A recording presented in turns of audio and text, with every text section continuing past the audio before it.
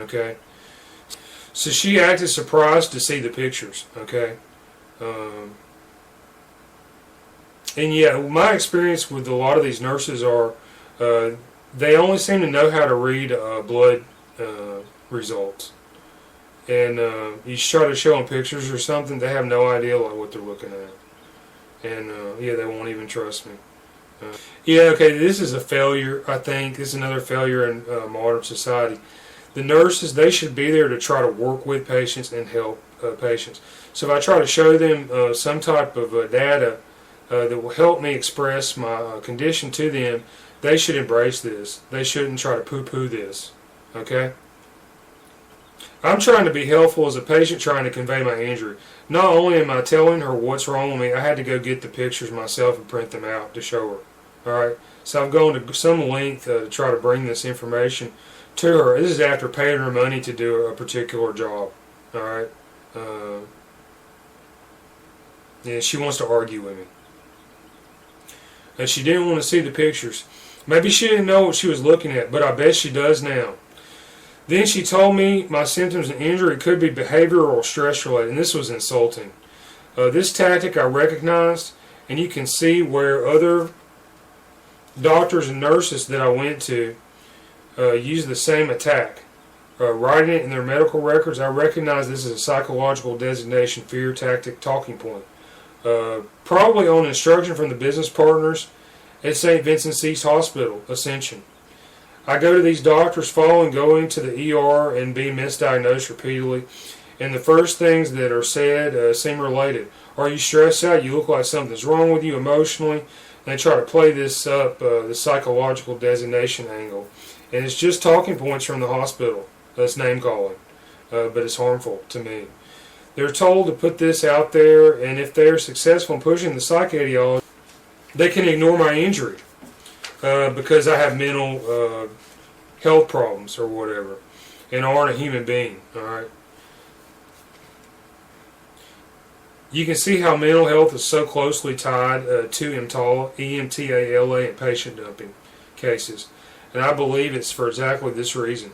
The facts are the hospital doctors tried to cover my injury, and they failed miserably. It was a very sloppy job. So I told her I believed the skull fracture area had become infected with parasites. She told me there was no basis for that analysis. She said it was too rare. I mentioned a crawling feeling in my neck, my experience with Reese's pinworm medicine, and antibiotics. I told her that I wanted to do a parasite cleanse with some prescription drugs. I asked for a referral to an infectious disease specialist, and I got no comment. I asked for prescription for 3 drugs to combat a range of parasites. And this included praziquantel, albendazole, and ivermectin. She told me she would prescribe ivermectin, but first she wanted me to take a blood test. And I agreed reluctantly to the test, but asked for a parasite analysis in the blood work. And my reason was, they're going to have my blood. They got 3 vials of my blood. Okay, so they've got my blood. You can take one of those vials and do an analysis specifically for a range of parasite infection. Like another thing you can do with a parasite infection is you could just take the blood and put it underneath the microscope, and sometimes you can see the worms in the blood. So this isn't as hard as you think it is. And then you don't have to be a doctor to do this either, by the way. I can take my own blood, I can put it underneath the microscope, and I can see if they're filarial organisms in there. This is a pattern recognition. Everybody knows what a worm looks like, okay? And here's another thing, okay? It's 2021. The information on how to do all this stuff, it's on the internet today, okay? These doctors and nurses, they operate in the dark ages, okay? All these secrets, the corridors, the closed rooms, the compartmentalization, the secret societies, all this stuff. I mean, this is like ancient history, okay? The internet's here, and all this information is freely available to all of humanity. We don't have the need for this anymore, all right? And so people out there, you need to demand that these medical practitioners, they enter the modern age. Okay, they got to get with the time. The only thing she told me was she told me it was expensive. All right, so this was not a very helpful answer she gave me. All right, and this underlines I think her main motivation as a medical practitioner. All right, and this is not helpful. You know, if her job is supposed to be in there to help sick people, right? All right, so she's in there trying to make money for somebody else. First and foremost, you've got injuries. Guess what's going to take the precedence here in these situations? And here's another thing. Okay, I was self-pay during this visit. I have no insurance or source of income, and they gave me this big red folder. And they put the big red folder outside on the door, like in this holder. And you walk down this hallway, and there were like 5 or 6 patients in this practice around me that I could hear talking, you know, while I was waiting for like an hour. Okay. And yeah, when I walked in, there's this big red folder on my door, and I think that this marked me in some way. And I think that I get a lesser quality of treatment because I'm self-pay as well. All right. So I got the results from this blood test back, and it appears to be a pretty traditional blood test. White blood cell count was 11.4 bilirubin, 0.21 mg/dl. I came back and checked my blood results later. I took a picture of my August MRI that showed my infection. Celeste Richardson saw me in the hallway. This is at Northside Medical Associates, Complete Health, Pharos Capital. She told me my white blood cell count was high. And I said yes, because I had this like horrendous infection that hasn't been healed. And I showed her my MRI picture from August 19. She said the white blood cell count could be high from stress. She was trying to poo-poo my assertion at the same time.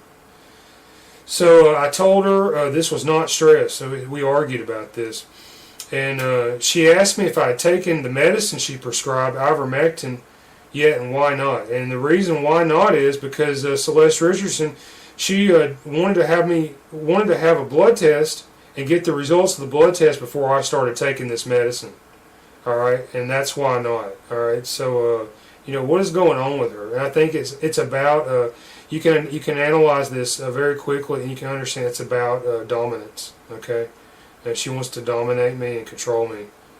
And then whatever I do or don't do, then she's going to second guess me. And then she'll hide behind her authority as a nurse or a licensed medical practitioner via the state of Alabama.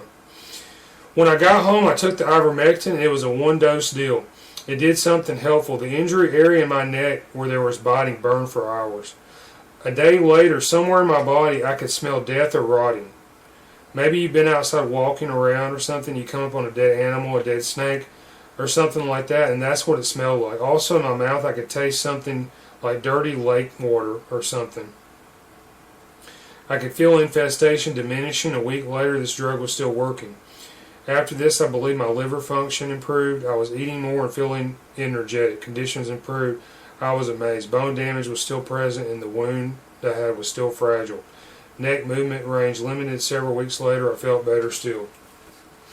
All right, so after a string of negative medical practitioner encounters, experiences at Northside Medical Associates, St. Vincent's Primary Care Trussville, I asked to speak to somebody in authority over this entire operation.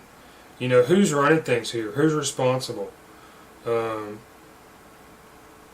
Yeah, and in this place also, what I encountered was that when confronted, these people shift responsibility from one department to another.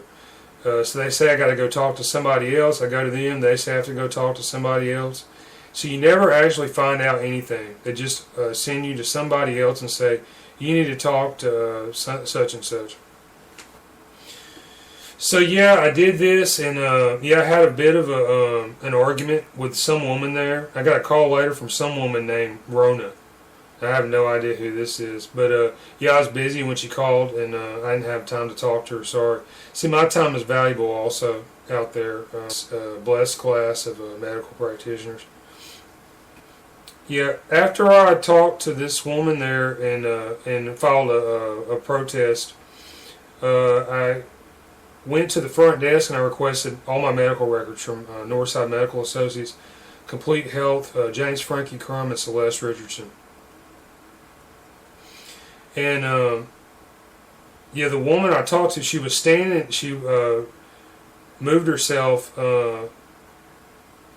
close to this front desk receptionist, and then I was given an answer that I could not receive my medical records that day, and this is a big red flag. And one of the reasons that you would do this is you want to edit the records before they go out. And I mean, this is like one of the biggest no-nos of being a doctor, nurse, or being a healthcare provider. So a few days later, my records were ready, and I got them. I looked at them, and let's just say they appear heavily edited. And I think they went through them with a fine-tooth comb and edited them in several areas. It looked like somebody's homework assignment they didn't want to do, and it was very sloppy. Weird syntax, words were strung together. Somebody did not want to do this, and it took a lot of effort, and they did not do a very good job of it. The hallmarks of the editing and censorship process appear as boilerplate disclaimer block text that were dropped in. A disclaimer is what it is. They dropped it in right in the middle where they should have been recording objective thoughts and observations on my injury. Celeste Richardson also mentions C note sick.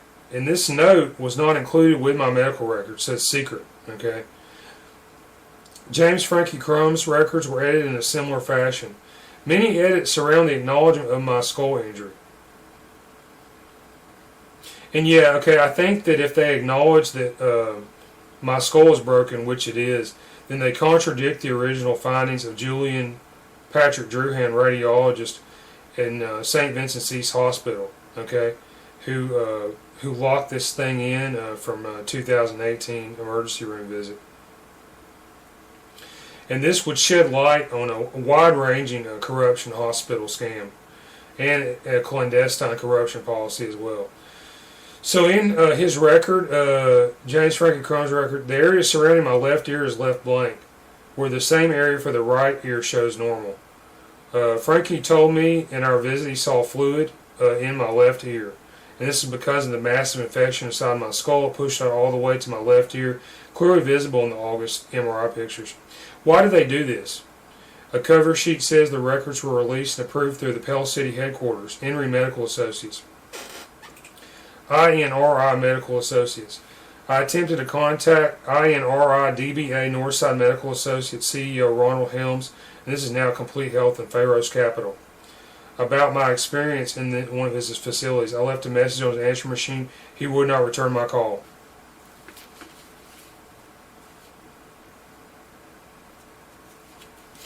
So yeah, okay, another thing that happened after this visit was we started having intruders and surveillance around the home where I live. I think these could have been some kind of private investigators or something. And this is because, I uncovered this thing and I let them know that I knew. And this is unacceptable. There was harassment involved. About a month after this, my mother lost her job, and she was a nurse for 20 years around the Birmingham, Alabama area. This is totally unacceptable.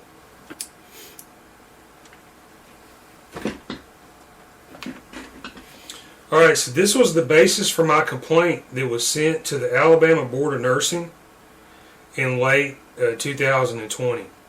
And I got this letter back, signed off on by Peggy Sellers Benson, Executive Officer, Alabama Nursing Board. And this is in reference to my complaint against Celeste Richardson. And it says here, no provable violation of the Nurse Practice Act.